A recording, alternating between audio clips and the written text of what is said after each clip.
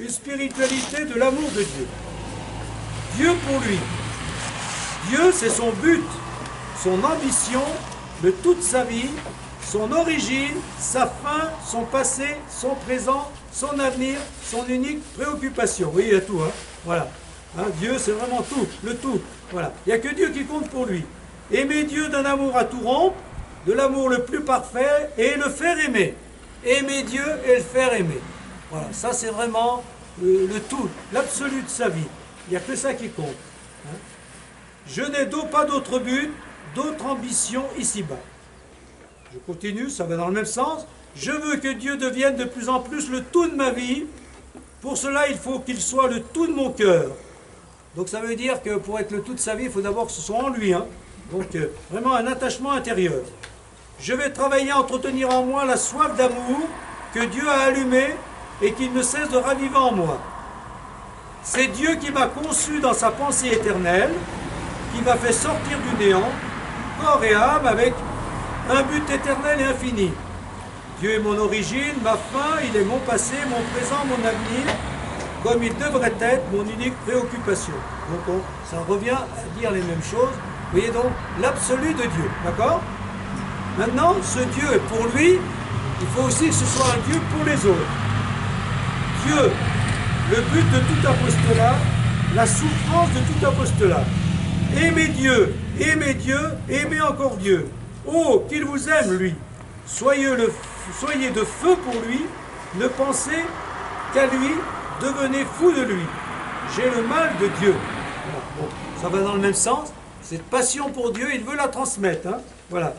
Que Dieu vous aime. Allez, soyez de feu pour lui. Ne soyez pas tiède, hein, ne soyez pas froid, mais que Dieu vraiment vous brûle le cœur. Voilà ce qu'il aime dire aux gens, ce qu'il veut dire aux gens, ce qu'il veut leur faire comprendre. Les saints, serviteurs et visage de Dieu. La sainteté, c'est servir Dieu et la gloire de Dieu. C'est la promptitude à faire de toute sa vie une seule préoccupation, celle de la gloire de Dieu. Donc je lis vite, hein, parce que ça développe déjà ce qui a été dit. Cette préoccupation unique de la plus grande gloire de Dieu suppose l'oubli de soi. C'est un état bien supérieur à la perfection ordinaire. L'acte propre de la sainteté est le choix de ce qui va le plus à la gloire de Dieu. Bon, ça va, hein, ça développe tout ce qui a déjà été dit. Le bien, ce n'est pas l'utile, mais la gloire de Dieu. Vous voyez un peu derrière ce qu'il y a, ça veut dire, hein, pas simplement être utile aux autres, par exemple en servant les pauvres, il faut que Dieu, leur faire connaître Dieu. Hein, voilà. Donc c'est pas simplement quand on s'engage au service de l'Église, hein, au service des autres, ben, il ne faut pas que ce soit simplement avec le désir d'être utile, il faut que ce soit avec le désir de servir la gloire de Dieu, c'est-à-dire de le faire connaître, de le faire rayonner. L'esprit du monde est que le bien, c'est l'utile. L'idée de Dieu, de son service, de sa cause, de sa gloire, ne vient pas d'abord à l'esprit, il faut affirmer que c'est là le principal. Voilà. Il ne s'agit pas simplement d'être utile, hein, dans un métier, dans une responsabilité, dans des engagements, et notamment tous ceux qui sont au service des plus pauvres, hein, le secours catholique Saint-Vincent de Paul. Est-ce que, en étant au service des plus pauvres, j'essaye de faire connaître Dieu? Je sers la gloire de Dieu. Je sers Dieu et pas simplement les pauvres pour qui je me dévoue et à qui je donne. Donc pas simplement être utile, mais être apôtre, hein, faire rayonner Dieu. Donc voilà, là, on revoit des choses qui l'ont tracassé tout au long de sa vie, et là il les explicite comme ça. Alors, l'esprit du monde est que le bien c'est l'utile. L'idée de Dieu, de son service, de sa cause, de sa gloire ne vient pas d'abord à l'esprit bon. Il faut affirmer que c'est là le principal. Une seule chose importe dans le monde, c'est la gloire de Dieu. En effet, quel est le but de ce monde? C'est Dieu, rien que Dieu. Vous voyez, ça revient constamment. Hein. Ça, vous retiendrez bien ça de ce témoignage du Père Anisan. La sainteté, c'est attirer à Dieu par son rayonnement spirituel. C'est être visage attirant de Dieu. Bon, à chacun de voir comment. Hein. Il y avait en Jésus une puissance d'attraction à laquelle on n'échappait pas. Quand un homme est arrivé à s'établir au sommet de la sainteté, quelque chose de semblable se manifeste. Les saints attirent, la sainteté est si rare et si belle, elle est tellement rayonnante et bienfaisante qu'on vient à elle, qu'on veut y revenir, qu'on l'admire, qu'on subit son influence. Voilà. Donc, si vous voulez appliquer ça, eh bien, il faut que vous fassiez de Dieu la priorité de vos priorités. Dieu est plus prioritaire même que le service des autres et même que le service des plus pauvres. Et à travers tous ces services, c'est Dieu qu'on doit rayonner par notre qualité de relation, par notre manière d'être attaché à Dieu. Donc il faut rayonner Dieu pour servir la gloire de Dieu. Voilà. C'est clair? Est-ce que vous voulez réagir à ce témoignage donc, qui résume déjà bien sa spiritualité et qui éclaire bien le parcours qu'on a lu tout à l'heure?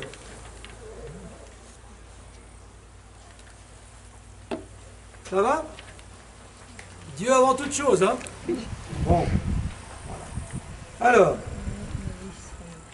comment? Qui me vient à l'esprit, dans le monde d'aujourd'hui, comment mettre Dieu au-dessus de tout le reste? Dans le monde d'aujourd'hui, comment mettre Dieu au-dessus de tout le reste? Voilà. Qui c'est qui peut répondre? Personne. Ben si, c'est notre manière d'être. C'est justement comme mettre Dieu au-dessus de tout. Déjà, ben, par exemple, en allant à l'église, hein, un prêtre, par exemple, quand les gens nous demandent ce qu'on fait, ben, automatiquement, on dit, ben, moi je sers Dieu, c'est Dieu qui est le plus important quand même. C'est notre témoignage. Hein, voilà. Et puis, je dirais que par rapport justement à tout ce que les gens peuvent dire, par exemple, justement, tout à l'heure, ce que j'ai dit tout à l'heure, hein, quand les gens disent, moi j'admire la nature, on peut très bien dire, ah oui, est-ce qu'on peut poser des questions comme ça? Mais elle est vide la nature ou il y a quelque chose derrière?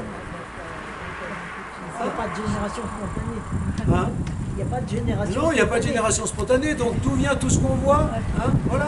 Ça vient d'eux. Et puis même, qu'est-ce qui nous donne? Je crois qu'il faut aussi aider les gens à rendre compte de ce qu'ils font.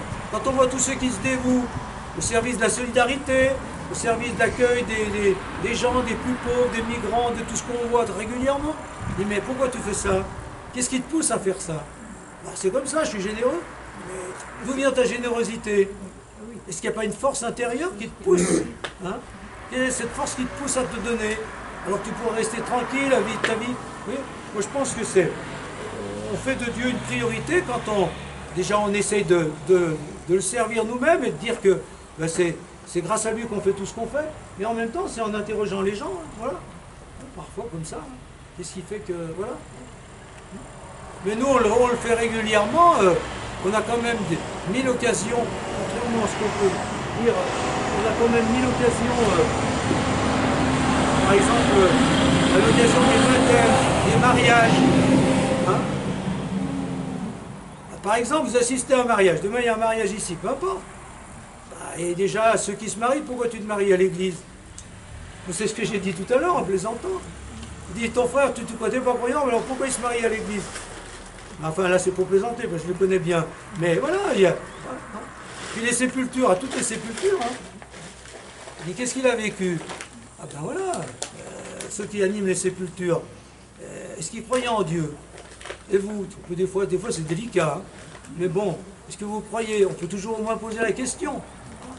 Et en tout cas, si on est dans une église, c'est pour dire ça quand même. Qu'il y a autre chose après, et qu'il y a quelqu'un qui est concert à travers ce qu'on a fait, quoi. Hein. Voilà. Hein. Donc, moi je pense qu'il y a des occasions où on peut parler de Dieu, mais je pense que surtout, il faut parler d'un Dieu qui nous habite. Parce que si on parle d'un Dieu qui n'est pas en nous, ça va se sentir. Hein. Déjà, parler d'un Dieu qui nous habite, qui nous anime même, et puis oser poser des questions, mais dans la simplicité d'une relation, hein, pas d'une manière provocatrice, hein, ou qui juge. Est-ce que vous êtes croyant, vous êtes... Voilà, c'est plutôt... bah oui, c'est bien normal que si on demande un baptême, une sépulture dans un mariage à l'église, on peut dire, mais voilà, est-ce que vous croyez, vous venez pourquoi c'est bon comme ça. Notre époque se méfie du vocabulaire. Comment? Notre époque est caractérisée par une certaine méfiance par rapport au vocabulaire. Donc il ne faut pas oublier quand même que les nazis, ils avaient tous la plupart croyaient en Dieu, ils avaient même Dieu sur la ceinture, sur le ceinturon, aujourd'hui les talibans, ils appliquent peu aussi. Alors c'est pour ça qu'il y a quand même un certain retrait par rapport au vocabulaire. C'est bien de faire cette remarque, c'est vrai. Il faut parler de Dieu, mais pas de n'importe quel Dieu. Hein? Justement, ça va un peu dans le sens de ce qui a été dit tout à l'heure. Hein? Le Dieu identitaire, hein? Le Dieu qui ferme en quelque sorte. Hein? C'est pas pareil que le Dieu de l'amour qui s'ouvre et qui nous invite à nous ouvrir aux autres. Et c'est pour ça que s'il n'y a pas le mot amour derrière, hein? L'amour qui voit le bien dans les autres et qui les pousse à faire le bien, hein? C'est sûr. Hein? Voilà. Ça c'est bien, une bonne remarque, oui, parce qu'en ce moment les talibans, c'est au nom de Dieu qu'ils font tout ce qu'ils font. Hein. Alors, et puis bon, c'est régulier qu'on entend ça. Hein. Est-ce qu'il y a d'autres réactions? C'est bien de réagir comme ça, parce que ça met toutes ces questions dans l'actualité. Ça va comme ça? Une spiritualité de la volonté de Dieu. Qu'est-ce que Dieu attend de moi? Ah, donc on a vu... Il s'est toujours posé la question, puisque d'entrée, il était dans un petit séminaire, et puis c'est venu petit à petit cette question, on lui a posé le témoignage des frères Saint-Vincent de Paul, mais quand il a construit sa vie, et voilà, boum, tout s'écroule. Ah, où est Dieu là-dedans? Hein? Donc, voici que je viens pour faire votre volonté. Alors, ce qui est assez curieux chez lui, c'est que de temps en temps, il tutoie, de temps en temps, il vous voit Dieu. Peut-être que c'est encore votre cas. Mais bon, hein. Donc ici c'est le moment où il vous voit. Me voici Seigneur, que voulez-vous de moi? Vous m'avez déjà répondu, vous m'avez destiné à vos enfants les plus chers, à la partie préférée de votre troupeau. Bon ça voilà, ça c'est un peu régulièrement qu'il dit ça. Mon Dieu, je veux ce que vous voulez. Je ne suis rien, je ne puis rien de moi-même. Mais Seigneur, je vous aime. Dieu, la volonté de Dieu, voilà tout. Qu'importe demain, qu'importe les souffrances, qu'importe l'inutilité, qu'importe tout, l'important c'est que la volonté de Dieu se fasse. Mais comment discerner cette volonté de Dieu? Hein, bon ça, qu'est-ce que Dieu veut? Chaque jour on peut se demander. Il y a des tournants dans notre vie où on se la pose plus cette question, hein, puisque, bon, hein, il y a des moments où il y a des ruptures, des changements. Donc qu'est-ce que Dieu veut de moi en ce moment? Chacun doit se poser la question, et surtout dans des moments clés de la vie. Pour le père Anizan, son exemple nous révèle qu'il faut toujours rester fidèle à ses intuitions fondamentales, ce qu'on peut appeler sa vocation fondamentale profonde. Pour lui, par exemple, son appel à être l'apôtre des plus pauvres. Donc, l'évangélisateur du peuple. Alors déjà, premièrement, hein, quand on se pose la question, qu'est-ce que Dieu veut de moi? Il faut toujours dire, qu'est-ce qu'il a voulu de moi depuis le début? Quelles ont été mes intuitions les plus profondes? Hein, voilà. On revient toujours à ses premiers amours. Vous êtes d'accord avec ça? Eh bien, même enfant, que déjà l'appel qu'on sent quand on est enfant, ben c'est un appel fondateur. Puis après, il faut quand même le discerner. Mais l'appel le plus profond qui nous a mis en route, ben, il faut toujours rester fidèle à cet appel le plus profond. Même s'il y a des moments dans la vie où tout semble s'écrouler comme son cas. Hein, il a toujours été...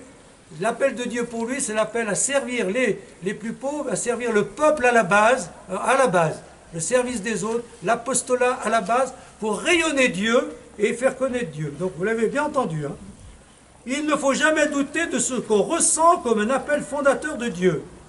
Mais surtout lorsque la vie le remet en cause, comme la crise qu'a connue le père Anizan. Voilà, ça c'est quelque chose de fondamental. Et quand on a vu les jésuites, c'est un peu la même chose aussi. Il faut toujours rester fidèle à l'appel premier fondateur de notre vie. Ensuite, il faut voir la volonté de Dieu dans les événements, les accueillir comme des dons de Dieu, même si on ne comprend pas tout de suite, et attendre que la porte s'ouvre sur une vie où notre appel fondateur trouvera sa manière de se réaliser. Comme le père Anizan, quand Benoît XV l'a soutenu, il arrive que la volonté de Dieu n'apparaisse pas d'une manière sensible dans les événements. Il faut accepter tout ce qui arrive, heureux ou malheureux de la main de Dieu. Il faut adorer cette divine volonté, sacrifier nos propres désirs. Dieu a ses vues dans les événements actuels, c'est évident. Il s'agit de les connaître pour y entrer pleinement. Donc, deuxième chose, l'appel fondateur. Voilà. Chacun peut s'interroger. Son appel fondateur. Qu'est-ce qui vraiment a toujours été en moi l'appel de Dieu? Voilà. Qu'est-ce que Dieu m'a invité à faire de ma vie? Deuxième chose, les événements. Et les événements, il ne faut pas vouloir tout de suite les interpréter. Hein, il faut bien discerner et, comme ça avait été dit, attendre que la porte s'ouvre. Parce que lui, les événements, c'est d'abord la porte se ferme. Hein, vous avez bien vu. Et ben voilà. Quand la porte se ferme et que notre appel fondateur bute sur une porte fermée, il faut attendre que la porte s'ouvre, attendre qu'il y ait une occasion favorable qui nous permettra finalement, ce que j'ai ressenti comme appel de Dieu, ça va se réaliser maintenant autrement. Hein, autrement que dans ma vie, mais ça va se réaliser. Donc il faut croire aux événements, croire à notre appel fondateur, croire aux événements jusqu'à ce que la porte s'ouvre. D'accord ? La troisième chose à faire en attendant que la volonté de Dieu soit claire, c'est de cultiver en nous un état d'esprit de disponibilité à la volonté de Dieu. Tout faire pour la gloire de Dieu, même les petites choses, pour être prêt à faire les grandes choses dans la même disponibilité et le même but. Aimons redire la première partie du pater, faisons tout selon le conseil de Paul pour la gloire de Dieu. Soit que vous mangiez, soit que vous buviez. Je vais tout lire et puis je reprends un petit commentaire. On se familiarise ainsi avec la volonté de Dieu. Voilà. Donc, quand vous devez prendre des décisions pour des orientations dans votre vie, qu'est-ce que je dois faire? Est-ce que je dois abandonner tel engagement ou au contraire en prendre d'autres? Voilà. Il y a des moments comme ça, donc les événements.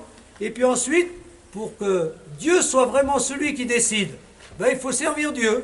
Hein, et le servir dans les choses les plus simples qu'on est en train de faire. Hein. Même dans les périodes d'hésitation où on cherche, on peut manger et boire en chantant la gloire de Dieu. On peut admirer la nature, on peut aller aider ceux qui ont besoin de nous. Donc il faut rester dans un état de disponibilité. Avant de savoir ce que je vais faire dans 1 an, dans 2 ans ou 3 ans, qu'est-ce que je dois faire pour servir Dieu aujourd'hui? Hein. Voilà. Donc, comme ça cultive en moi la disponibilité à Dieu. Et Dieu rentre de plus en plus dans ma vie. Donc, après, s'il est dans ma vie, il va bien me dire ce que je dois faire. On se familiarise ainsi avec la volonté de Dieu. La 4e chose, c'est de prier inlassablement jusqu'à ce que tout s'éclaire.